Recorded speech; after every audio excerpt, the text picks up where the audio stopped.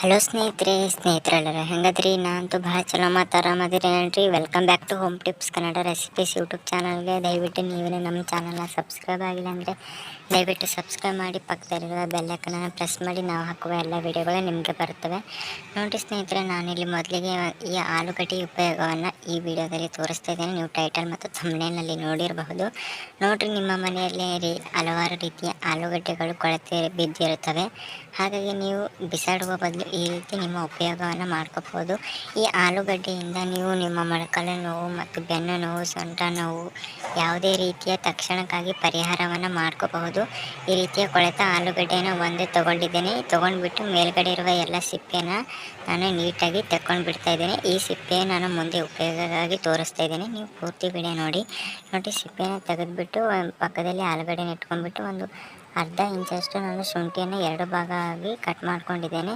ಶುಂಠಿ ತುಂಬಾ ಉಪಯೋಗ. ನಿಮ್ಮ ಮೈಕೈ ನೋವು, ಮೊಣಕಾಲು, ಬೆನ್ನು ನೋವಿಗೆ ತುಂಬಾ ಪರಿಣಾಮಕಾರಿಯಾಗಿ ಕೆಲಸ ಮಾಡುತ್ತೆ.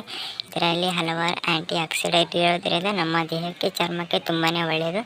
ನೋಡಿರಿ, ನಾನಿಲ್ಲಿ ಒಂದು ಒಳ್ಕಲ್ಲನ್ನ ತೊಗೊಂಡ್ಬಿಟ್ಟು ನಾನು ಆ ಒಂದು ಆಲೂಗಡ್ಡೆನ ತೋರಿಸ್ತಾ ಇದ್ದೀನಲ್ಲ, ಅದರಲ್ಲಿ ಅರ್ಧ ಆಲೂಗಡ್ಡೆನ ಮಾತ್ರ ನಾನು ಈ ಜಜ್ಜಕಲ್ಲಿ ಹಾಕಿಬಿಟ್ಟು ಮತ್ತು 2 ಇಂಚು ಶುಂಠಿಯನ್ನು ನಾನು ಅರ್ಧ ಭಾಗ ಕಟ್ ಮಾಡಿಬಿಟ್ಟು ಸಣ್ಣದಾಗಿ ಪೇಸ್ಟ್ ಮಾಡ್ಕೊತಾ ಇದ್ದೀನಿ. ನೋಡಿರಿ, ಇದರ ರಸ ಬಿಡೋವರೆಗೂ ಮಾತ್ರ ನೀವು ಪೇಸ್ಟ್ ಮಾಡ್ಕೋಬೇಕು. ಸ್ವಲ್ಪ ತರಿಯಾಗೇ ಇರಲಿ. ನೀವು ಮಿಕ್ಸಿಯಲ್ಲಿ ಹಾಕೊಳ್ಳೋಕ್ಕೆ ಹೋಗಬೇಡಿ ಸ್ನೇಹಿತರೆ. ನೀವು ಒಳ್ಳೆಕಲ್ಲಲ್ಲಿ ಪೇಸ್ಟ್ ಮಾಡ್ಕೊಳ್ಳಿ. ನೋಡಿರಿ, ಅರ್ಧ ನಾನು ತೊಗೊಂಡಿದ್ದಲ್ವ, ಅದರಲ್ಲಿ ಅರ್ಧಲ್ಲೇ ಇಷ್ಟು ಪೇಸ್ಟ್ ಆಗಿದೆ. ನೋಡಿರಿ, ನಿಮ್ಮ ಮೊಣಕಾಲು ನೋವು ಎಲ್ಲಿರುತ್ತೆ ಆ ಜಾಗಕ್ಕೆ ಹಾಕಿಬಿಟ್ಟು ಒಂದು 15ರಿಂದ 20 ನಿಮಿಷ ಅದರ ಪೂರ್ತಿಯಾಗಿ ಹೀರ್ಕೊಳ್ಳೋವರೆಗೂ, ಒಣಗೋವರೆಗೂ ಬಿಟ್ಬಿಡಬೇಕಾಗುತ್ತೆ. ನಂತರ ನೀವು ಒಣಗಿದ ನಂತರ ತೆಗೆದುಬಿಟ್ಟು ಒಂದು ಎಳ್ಳೆಣ್ಣೆ ಇರುತ್ತಲ್ವ, ಅಥವಾ ಎಳ್ಳೆಣ್ಣೆ, ಕೊಬ್ಬರಿ ಎಣ್ಣೆ ಇರುತ್ತಲ್ವ, ಅದರಲ್ಲಿ ಸ್ವಲ್ಪ ಬಿಸಿ ಮಾಡಿಬಿಟ್ಟು ನಿಮ್ಮ ಮೊಣಕಾಲು ಮೇಲೆ ಇದನ್ನು ತೆಗೆದ ನಂತರ ಹಚ್ಕೊಂಡು ಸ್ವಲ್ಪ ಮಸಾಜ್ ಮಾಡಿದರೆ ಮುಗೀತು. ನೋಡಿರಿ, ನಿಮ್ಮ ಮೊಣಕಾಲು ನೋವು ಶಾಶ್ವತವಾಗಿ ಪರಿಹಾರ ಆಗುತ್ತೆ. ಇದು ಸ್ಟಾರ್ಟಿಂಗ್ ಸ್ಟೇಜ್ನಲ್ಲಿ ಮಾತ್ರ ಮಾಡ್ಕೋಬಹುದು.